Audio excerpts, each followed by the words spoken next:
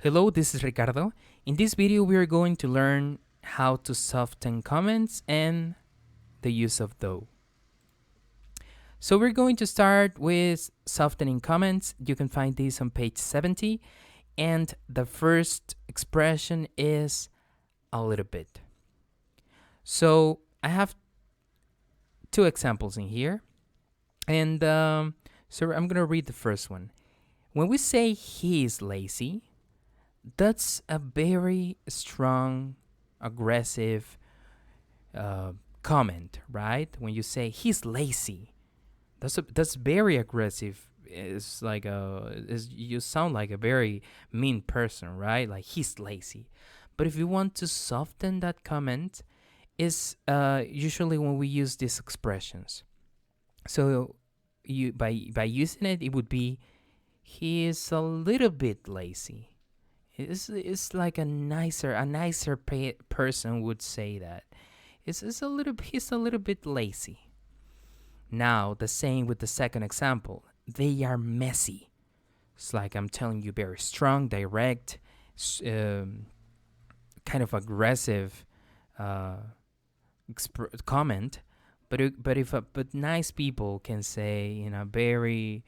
Imagine that you are turning down the volume of the comment, right? They are a little bit messy. It's a way of being nicer. Now, the second expression is kind of or sort of. It's very similar to a little bit. So you can say, this book is boring. Or you can say, this book is kind of boring. It's a nicer way of saying it. Or, the food is sort of salty. The food is kind of salty. Now we continue with probably unjust. There are many situations in which we use them together. So I have two examples. Why is your brother so quiet all the time? And the person answers, he's probably just shy. It's a way of softening the comment. Or the second one, I waved at Diana, but she didn't wave back at me. And you can say, she was probably just distracted. Now, we're going to continue with maybe and just, and they are very similar, but they go in a different position. So, why is your brother so quiet all the time?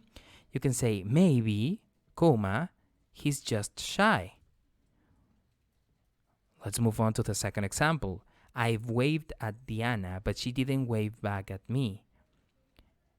Maybe she was just distracted. So these softening words are very, very useful when we want to sound nice and relaxed, and we don't want to be that aggressive, because sometimes we can be very aggressive with our comments. So just try to remember them and use them when you want to be nice. So please, when we are going to pause the video and complete, you need to soften the following comments. So I'm going to count to 3. So pause the video and I'm going to give you the answers. 1, 2, 3. So he's tired. You can say, maybe he's just tired. The soup is cold. A way of being nicer would be, the soup is kind of cold. They are naive. They are a little bit naive. Okay, so now we're going to continue with the second topic, and this one is though or though. There are many ways people pronounce it depending on where they are from. So you can find this on page 71. So we use though or though to contrast ideas. So remember that to contrast, you need a positive idea and a negative idea, right? Or vice versa. So for example, this video game is awesome. This is positive, right? It's awesome. And the negative aspect is that it is very expensive. So it would go like this. This video game is awesome, period.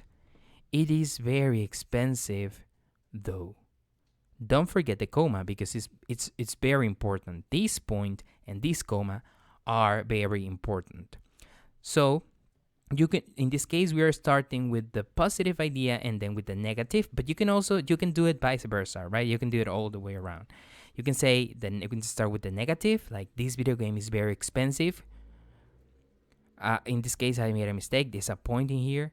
It is awesome, though. Okay, now let's go to another example. We're gonna see another example. I love Shakira, that's the positive one, and the negative one is some of her songs aren't that good. So, I love Shakira, some of her songs aren't that good though. Some of Shakira's songs aren't that good, I love her though. So, as you can tell, we are contrasting ideas, and I hope this was very useful. I hope this was useful for you. So, please pause the video and contrast the following ideas using though. Mexico is a beautiful country, that's a positive one, and the negative is it can be a little dangerous. So you have 3 seconds. Pause the video. I'm going to count to 3. 1, 2, 3. Okay, so we have it like this. Mexico is a beautiful country, period. It can be a little dangerous though. So, did you write a period? Did you write a comma? Because they are very, very important. So, that would be it. Thank you for watching. Should you have any questions, please let me know. This is Ricardo Estrada, and I hope you have a wonderful day. Bye.